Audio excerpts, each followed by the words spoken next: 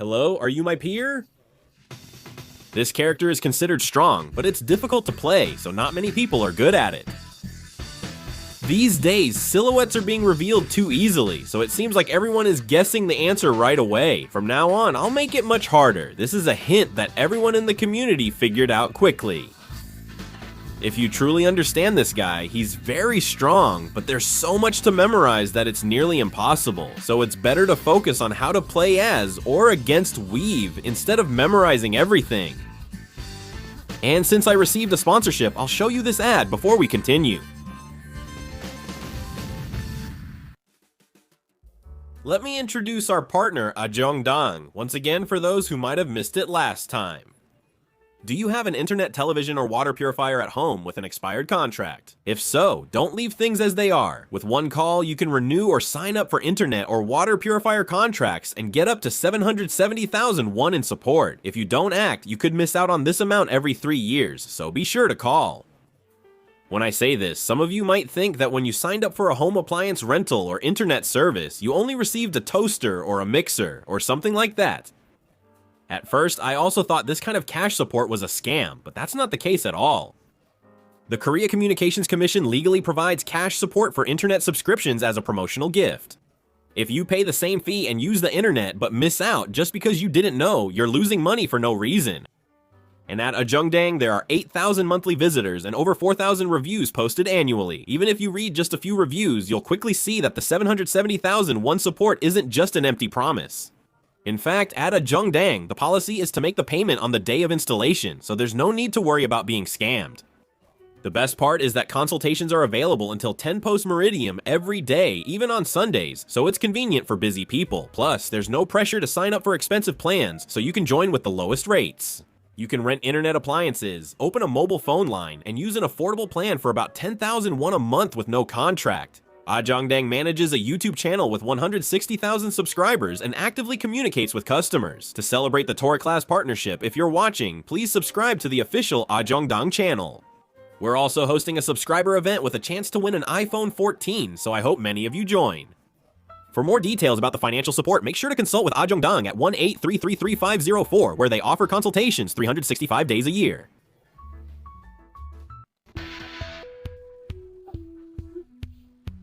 From the start, this is a trash basic long-range A attack. Usually it's used in combos or by mistake. The reach is relatively long, but the hitbox only extends to the middle of the whip. It's somewhat useful against opponents trying to poke with short-range basics, but that's about it. You could use this close range A instead of B in the standard combo, but it doesn't have much merit. Sometimes people say you can use Whip's close range A to cut off hop attacks, but if you try it yourself, you'll probably get really frustrated because the close range detection range is so short, the long range A often comes out like this, and it'll just make you feel worse. In the video, this is the surprisingly annoying crouching a basic attack. Its hitbox is really tricky. There's no hurt box on the whip for the low hitbox. Another friend, Billy, also uses a weapon, but if you go for a reach fight like this, you just win one-sidedly. That's because Billy's staff has a hurt box. As you can see from the hitbox, there are situations where you can't hit at close range.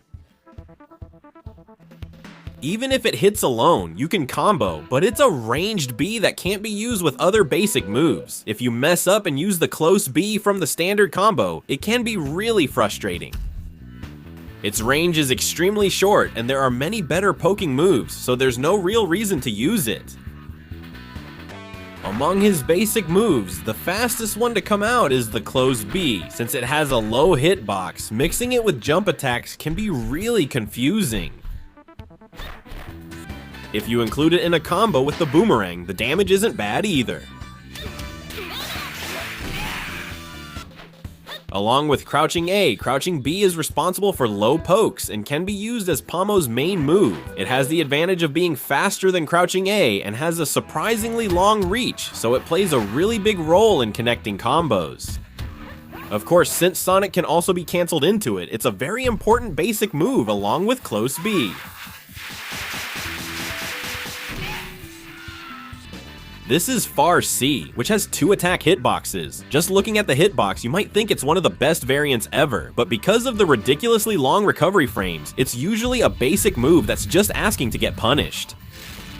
You can use it mid-combo, but it makes you question if it's worth the extra effort. If you have to force it, using a jump attack is safer.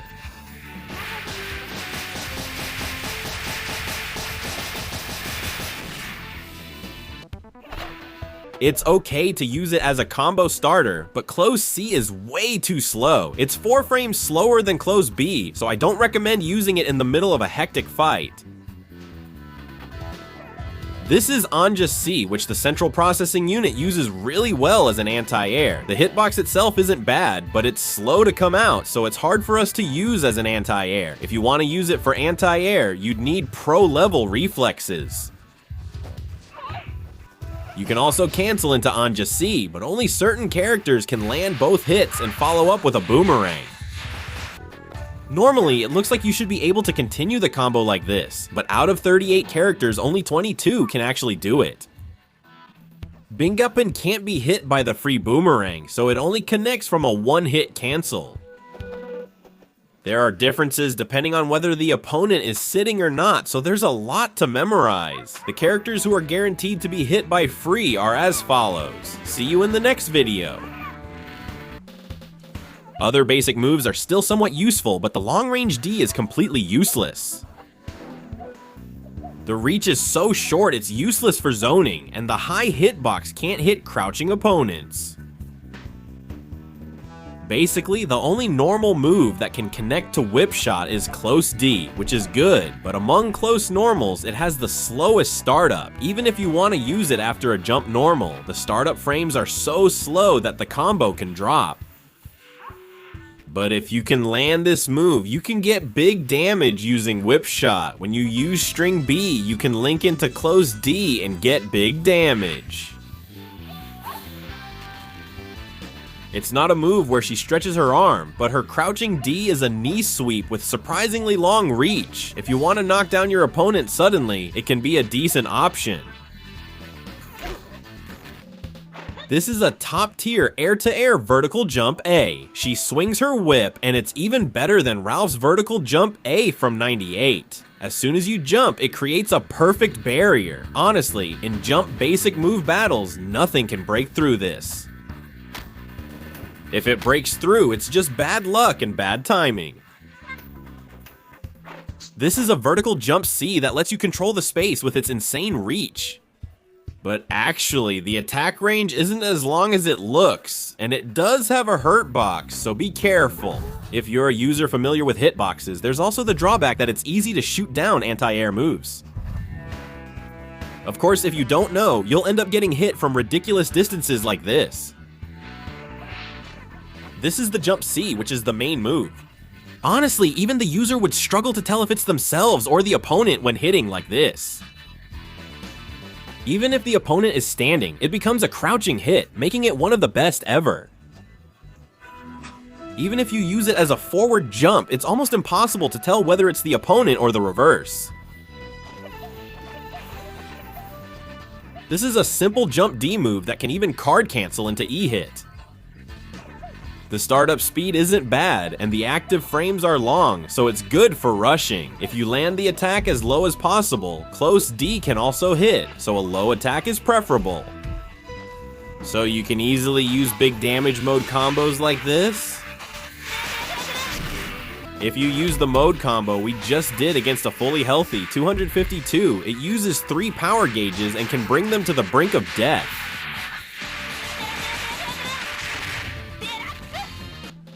This is the ground series with a stun effect.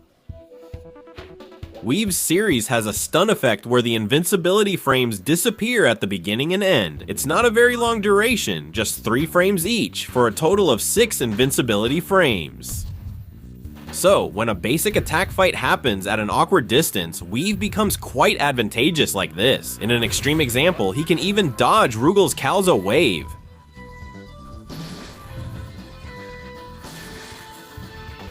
This is an insanely good jumping series for pressuring your opponent. If you want to mix up your opponent with a jump series or from behind, just go for it. Thanks to the glitch, it might even hit. The downside of maintaining this advantage is that you can't hit when you're up close, but you can actually use this to your benefit. Because it's an aerial attack, your opponent might end up blocking while standing, but this creates a mind game similar to a fake jump. Josu seems like an anti-air move, but using it that way makes it easy to get hit. It's that kind of risky assassin move. You use it depending on the distance from A to D, but except for certain situations, it's better to seal it away. The assassin move can guarantee a hit depending on specific characters and situations. If you use Lee Jinju, Mari, or Yashiro's collar after a D-grab and then follow up with a baseball move, you can stomp on the fallen opponent. If you want to change your position, use B, and if you want to maintain your position, use A. This works on the character Cola, whom you often see, and the damage is decent, so don't overlook it. For String Shot, A to C are aerial commands, each with a different attack style, and D is for castle use. Honestly, except for C, the rest can be considered as your main options. When you use A, it can even cover a short jump, and since it's a mid-level attack, it will hit the opponent even if they're crouching.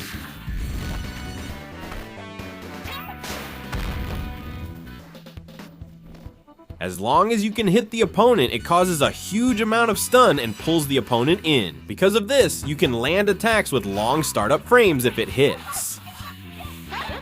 If you use this, dealing big damage will be no problem at all.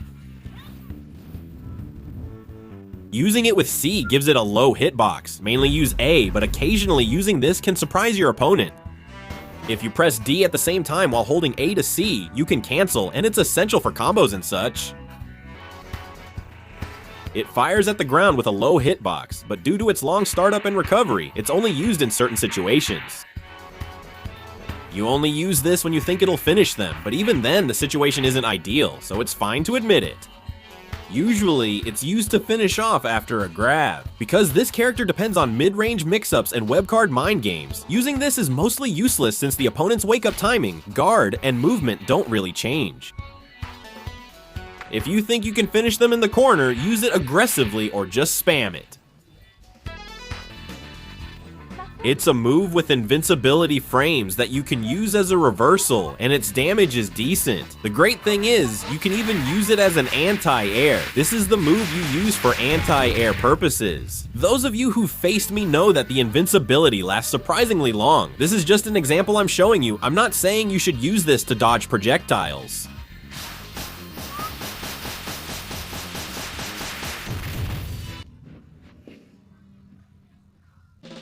Like Zhang Madan, it looks flashy with the pistol, but anyone who knows about it will never get hit by this useless move. You can dodge it just by jumping or by using a roll, and if you just stay close and stand still, you won't get hit either. People only get hit when they panic and try to guard, then realize too late that it's a grab move. For your information, it has full body invincibility from the startup to the recovery frames. But from normal grabs to command grabs, they're all valid. If you have effective invincibility, you could build a wall with just 3 lines of keys. Because of the ridiculously unfair combo damage, if this was really offline, it could even make the news. In another way, you could use the mode twice, but honestly, these two could end up on the news. So that you can play the game while following King's Law. For the Hapshi mode short jump tip, before pressing BC keep holding forward, then after activating with BC quickly input forward again and then input the short jump.